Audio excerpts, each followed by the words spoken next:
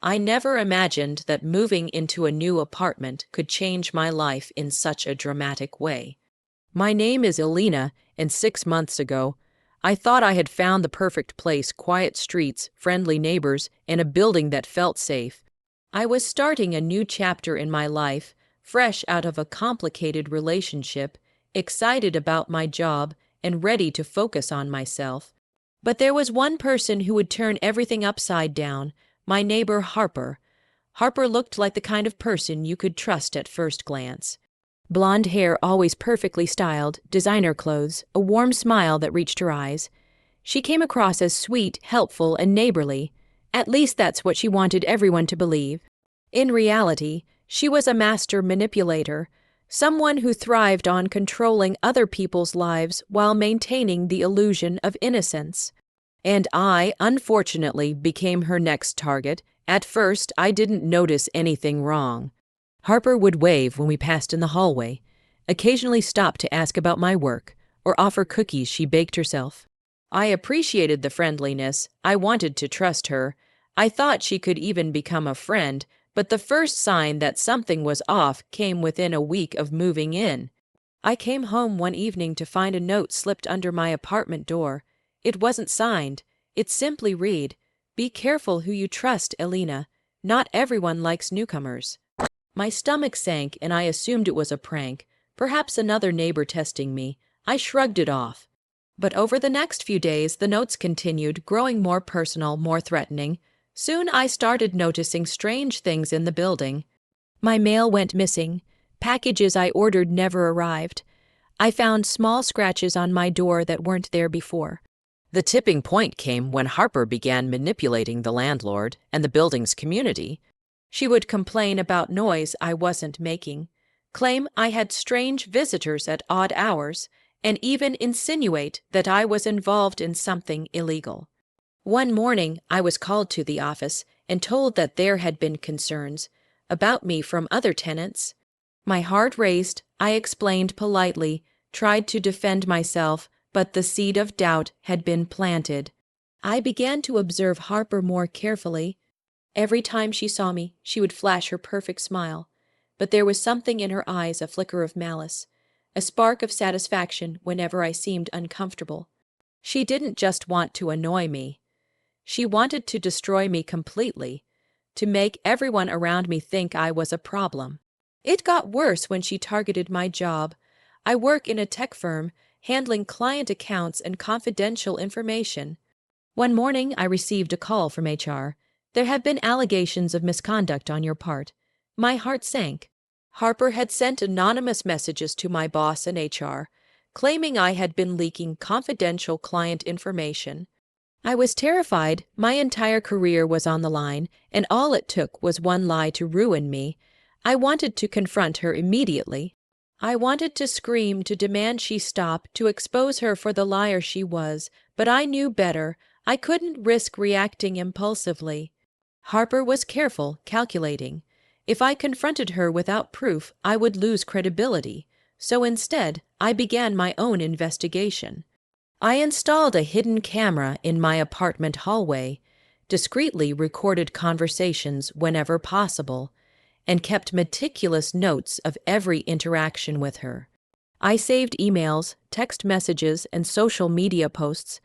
Every lie, every manipulation, every attempt to ruin me was documented. I created a digital file I called the Harper dossier. It became my lifeline, my silent weapon. Weeks went by, and Harper's behavior escalated.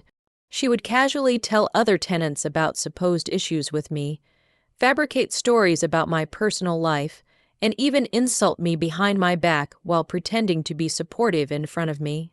One evening, she threw a small welcome party for the new tenants, and I realized the scale of her deceit. She had convinced almost the entire building that I was the difficult one, the disruptive neighbor, the one to avoid. I could feel my patience being tested, but I refused to let her see that she was affecting me. I stayed calm, polite, and composed. I smiled when she tried to provoke me. I nodded when she made baseless accusations. Inside, I was plotting, waiting for the perfect moment. That moment came sooner than I expected. The building had an annual tenants meeting, a formal gathering where rules, fines, and issues were discussed. Harper was excited. She told everyone she would address the Elena problem herself, painting me as the villain. This was her opportunity to humiliate me in front of the community and cement her image as the sweet, concerned neighbor while I was the troublemaker. I spent the days leading up to the meeting preparing. I compiled every recording, screenshot, and evidence of her lies. I made sure everything was backed up and organized, so I could reveal it in a way that left no room for denial. And most importantly, I remained calm, waiting for her to make the first move. The day of the meeting arrived. Harper was in her element.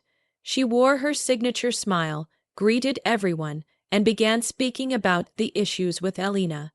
Her voice was calm, convincing, rehearsed. I could feel the tension in the room. Tenants whispered to each other, looking concerned. But I didn't panic. I had spent weeks planning this. I had the upper hand. When it was her turn to speak, I stood up and politely requested a moment to address the board.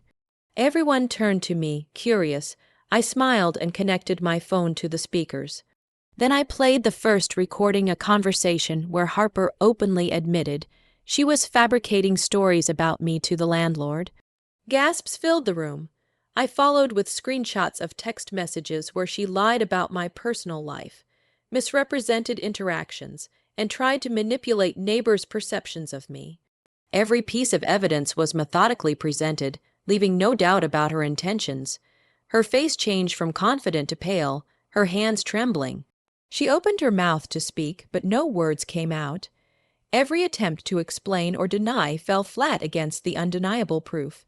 I could see the reactions of the people around her.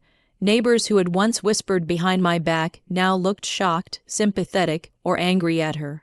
The landlord's eyes widened, and some tenants even started whispering among themselves, realizing how deceitful she had been. Harper's husband, who had trusted her completely, stared in disbelief as the web of her lies unraveled before his eyes. By the end of the presentation, Harper was defeated. Her reputation was shattered. Her friends and supporters turned their backs, realizing the truth. The board fined her, instructed her to stop spreading false information, and warned that any further manipulation would lead to eviction. Her carefully curated social image, the one she had protected at all costs, lay in ruins. In the weeks following, Harper tried to recover, but she could never regain trust. Tenants who had been friendly now avoided her. Her husband distanced himself, realizing the depth of her deception. And I finally felt a sense of liberation I had never experienced before. My life, my reputation, and my peace of mind were intact. I didn't have to raise my voice, I didn't have to confront her aggressively, and I didn't need anyone to fight my battles. The evidence spoke for itself, and the world had judged her fairly. I learned something crucial from this experience. Revenge isn't always about anger, violence, or dramatic confrontations. Sometimes it's about patience, observation, and strategy. It's about letting people's true nature reveal itself while you quietly prepare your response. The satisfaction doesn't come from hurting someone yourself. It comes from justice being served and seeing the truth recognized. Today I live in peace. I interact with my neighbors, friends, and colleagues without fear or anxiety. Harper has become a cautionary tale in the building, a reminder of what happens when deceit and envy control someone's life. And me, I've grown stronger, wiser, and more confident. I know now that self-respect is invaluable, and that some battles are won not by shouting or fighting, but by calmly letting the truth speak for itself. So if you've ever been betrayed, manipulated, or targeted by someone who pretends to be your friend, remember this. Patience, preparation, and evidence can be more powerful than anger. Revenge isn't about being cruel, it's about reclaiming your life, your dignity, and your power. And when the time is right, the world will recognize the truth and justice will follow naturally.